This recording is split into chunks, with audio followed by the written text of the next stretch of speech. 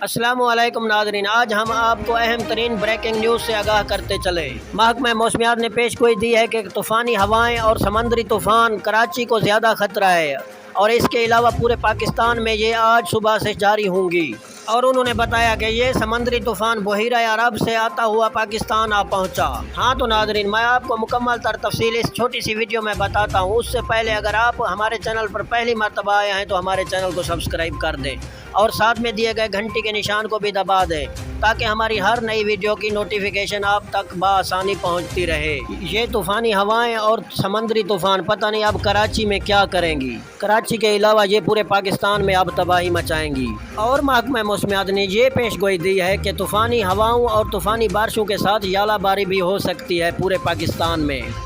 ہاں تو ناظرین، اگر ہماری یہ ویڈیو آپ کو اچھی لگی ہو تو لائک بھی کر دیں اور دوستوں کے ساتھ شیئر بھی کر دیں اور کمنٹ ایریا میں اپنی اچھی رائے کا اظہار بھی کر دیں۔ مجھے دیجیے اجازت، ملتے ہیں نیکسٹ نئی اچھی ویڈیو کے ساتھ۔ اللہ نگہبان۔